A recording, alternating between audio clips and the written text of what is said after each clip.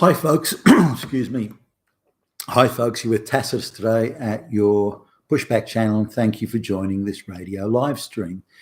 In this essay, I'd like to talk about a training or I don't know what you call it, an awareness video that's been put out and is doing the rounds in Australia at the moment, and it's about misogyny and the hatred of women. And apparently it's an epidemic beyond pandemic proportions in Australia. Never been worse. And it's just, I mean, wow, and it's something that we all have to get on board stopping, because it is everywhere, absolutely everywhere. But here's the rub. Even though it's everywhere and in every corner and under every bed, in every closet and around every corner, it's just everywhere. It's only straight, white, middle-aged men who do it. Not brown men, not black men, not Asian men, not young men even, not gay guys, but only straight, white, middle-aged men who have some sort of supervisory authority. It's only them. Now, given that they make up, about a quarter of the workforce, maybe a third if you want to be really generous, then how is it that it's so widespread and everywhere when it's only quite a minority of the workforce that's supposedly doing it? But hey. Now, we're told that it is so, that this pandemic of misogyny is just everywhere across the workplace and even in social situations. It's just endless. Now, what's the evidence for that? Well, if you have to ask the evidence or ask for the evidence, then you're a damn fucking Hitler Nazi straight away. So we've got that sorted out. But the evidence that was produced, or certainly in the video and in the gushing articles from magazines or media outlets like The Guardian and so on, is that only 6%, wait for this, only 6% of the top 100 companies, businesses, only 6% of the CEOs are women. So there you go. That's the evidence. Obviously, it's fucking misogyny, because if it was a real world of equity, exactly 50 of the top CEO positions would be women, and 50% of all senior positions and best paid positions and prestigious positions would be given to women. And that's how we know that the world is consumed, or Australia at least is consumed, with evil, wicked, Hitler, fascist, Nazi misogyny. Now, that's a bit of a stretch there. You mean because the outcomes aren't exactly equal, then that means it's misogyny? I mean, I saw a women's basketball game recently, and it was all women on the teams, including, by the way, the coaches and the referee and the people calling the lines, and there was no men there. So that must mean that they're guilty of misandry, evil Nazi fascist misandry. But no. This misogyny thing only works one way, and misandry that can't happen, but misogyny can. And these straight white men are guilty of misogyny because not 50% of the CEOs are women. There you go. I mean, what other evidence do you need? So they just assert that this is the case, that we've got this epidemic of misogyny. Now they use it goes for about 3 minutes or so, I suppose. They use a video where there's a man who looks like a real soy boy, by the way, but he's in caricature. And he just goes around making one, I don't know what I call it, misogyny in every case, but one comment after another that doesn't show maximum respect to women. So anything that doesn't show maximum respect to women is misogyny now. So they really bump the bar along there. The Overton window has moved into, instead of doing something or saying something that would be vulgar, rude, uncouth, inappropriate, that sort of thing, it's now you don't show maximum respect, and that's it. So one of the mini scenes or micro scenes was there's a meeting and there's a woman who I don't know if she's chairing the meeting or not, but is talking about something, maybe delivering a presentation, something like that, and one of the men in the room isn't sort of paying rapt attention to her in absolute wide-eyed amazement at her utter brilliance. And that's fucking misogyny. That is fucking misogyny. There it is. There's an example of that. Now, I've had to sit through many presentations by men and women, and there's very few that you'd call gripping and exciting. There's one that the boss says, well, if you better do this, otherwise you won't have a job. That gets my attention.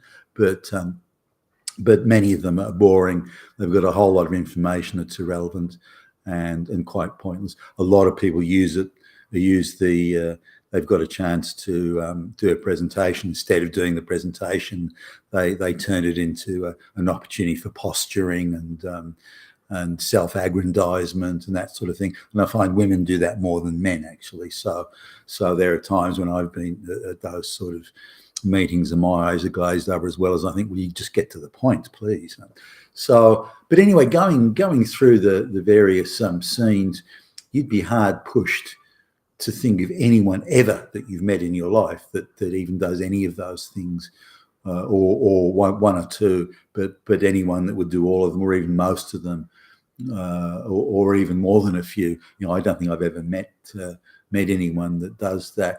When I very first started work, everybody called everybody, not so much officially in company necessarily, but everyone used to call me Dale or Love or something like that.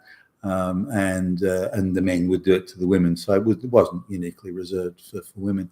I didn't find that sort of later on.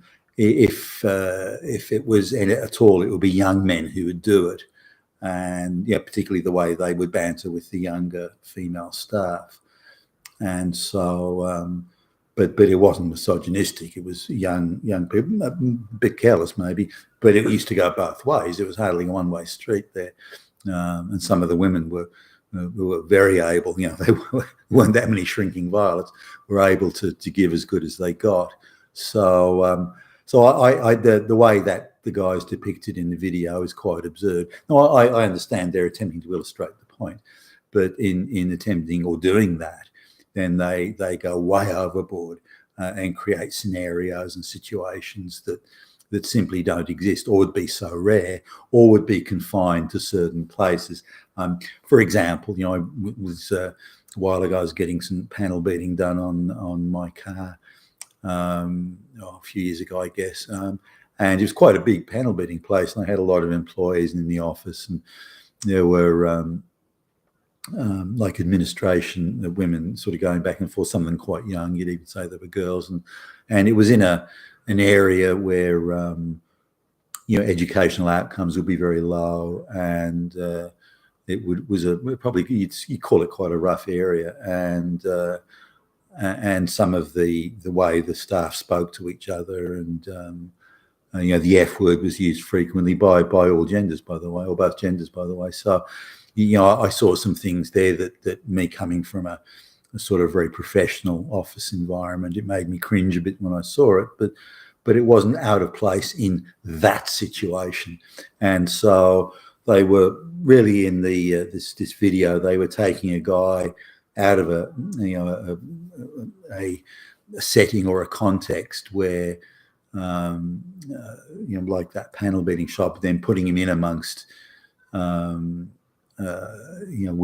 in an office service type situation. So I thought that was a bit silly. They had to mangle the context of how you get that sort of person in an office like that.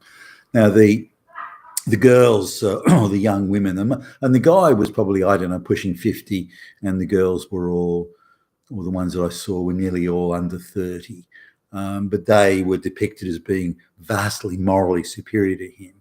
And so they could roll their eyes and sigh and just look at him like he was a fucking idiot.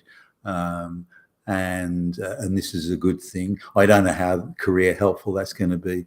Your boss puts a supposed word out of place, so it doesn't show you the sort of respect you think you deserve, and you're going to behave like a snot-nosed little schoolgirl and put him in his place. I don't think that'll get you very far. Nor is that sort of attitude helpful anyway in the workplace. Now, you'd never get a boss that would behave that way, and if you did, it would be so rare as to be um, and the legal liability for some of the things that guy did, like I mean, one of the scenes he grabs a woman by the shoulders, and maybe it's a shoulder rub type thing, from behind. I think she's sitting at a desk or at a workstation, and he does that, and that would be clearly inappropriate. But look, they may have known each other since forever, and then that may not be as inappropriate given they've known each other for so long in the workplace, and maybe socially and personally, maybe they've exchanged, through the length of many years of knowing each other, maybe they've exchanged intimate confidences and that sort of thing. So it's not something I would do or condone if I saw it, but I wouldn't rate that as misogyny in itself. Certainly not hatred of women. Now, you could say, well, hatred, it's not so much hatred, but it's contempt for women, or seeing women as lesser individuals. But the way the video went, the women clearly saw the men as lesser individuals. So I don't see the point they were trying to make there, or that they were making it successfully, I guess, is more the issue. It's just one of those ridiculous leftist girly fantasy type things where they imagine, the darkest imaginings go into their depiction of things. And then when you pull them up on it, they say, oh, we had to do it to make people take notice. That's why we have to say that 100,000 women are murdered every nanosecond, because then everyone takes notice. But 100,000 women aren't murdered any nanosecond. But that doesn't matter, you fucking Nazi. We're trying to make a point here. You moron. Now, we're attempting to make the point. And to do that, we can tell the most grotesque, evil lies in order to make that point. And that's what we're doing. You silly man. So let's look now at the videos are just a load of fucking crap. You could sort of, there's a few points there maybe, but I don't know anyone, I've never worked with or for anyone that behaves like that, nor have I ever seen it. I've seen the odd thing here and there, but nothing I could point to, certainly nothing like that they were trying to sort of gin up there in that silly fucking video. Now, you look at the people behind, this is always something you do, you look at the people behind, where did the money come from to make this video? What are they trying to do, the business that made it? And who are the sort of people that made it? Now, this is a woman, the head of the project that put the video together is a woman, not Anglo-Saxon, so she's got that chip on shoulder, axe to grind crap with it, which comes across, by the way, in the video. Now, she is Arabic. I don't know if she's Muslim or not.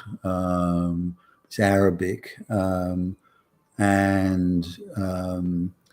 as I understand, the parents went to Germany as one of the Turkish Arabic type migrants that were moving to Germany in, I don't know, 1960s, I suppose. And so we've got the Arabic background, we've got the European thing, trying to fit in to, another culture, another language, difficulty with parents and so on, trying to shake the Arabic customs and habits, language, religion, a lot of things in there. Then moving around to other countries as a stranger, and then coming to Australia, which I think at the time that the video was made, she'd been here like 4 years, maybe, something like that. So now, coming back to the misogyny issue and that women are oppressed and all this sort of thing, because it's constantly being pushed. Women have junior clerical roles, while men have all the management jobs. Now, this woman has been, in my view at least, gifted a CEO role in an advertising agency. Now, she lives in one of the most expensive suburbs in Australia, where even a modest dwelling is like $80,000 a year for rent, and if you want to buy it, you're pushing $3 million. So here's a very highly paid CEO. I don't know if she's a lesbian or not. Seems to be single, I'd say, from So I'm not surprised she's got relationship issues, which again would feed into the video.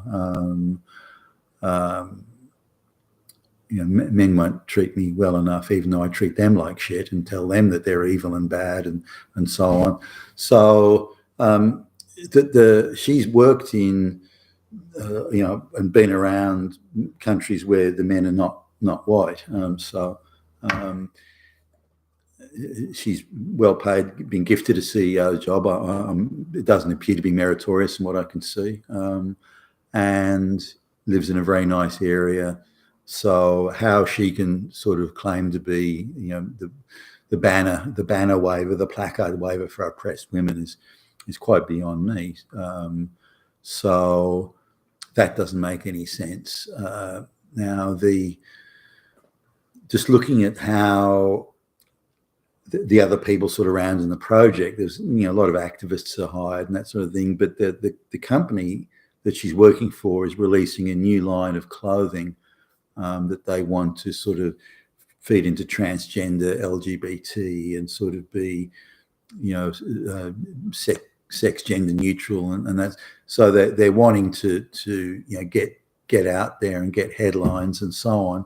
So a bit like a politician whose ratings are faltering, his advisors always encourage him, say something for women, say that women everywhere are being oppressed brutally, evilly, wickedly, Nazi, fascist, Hitler oppressed. But you, politician, you big fucking hairy-chested He-Man, you're going to get out, you're going to rescue those women. You big fucking superhero, you rescue those women and protect them from those damn fucking Nazis, and then your ratings will go through the roof, which, by the way, they do often improve. So it shows how easily women are sucked into that nonsense.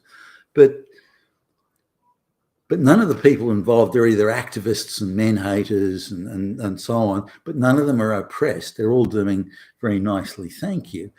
So they see oppression as in their imagination, just that men don't respect us as much as we want to be respected.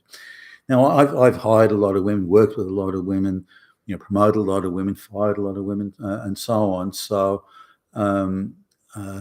I personally have found, with exceptions, I've personally found women much less reliable in supervisory roles, and so I'm not surprised that only 6% of the top 100 are CEOs are women. I'd say at least half of those, if not more, have been gifted the job just because of political correctness. And it's very different to be gifted a job as a CEO of some small advertising and marketing agency that's, by the way, got a very generous budget and 3 guaranteed big paying clients. And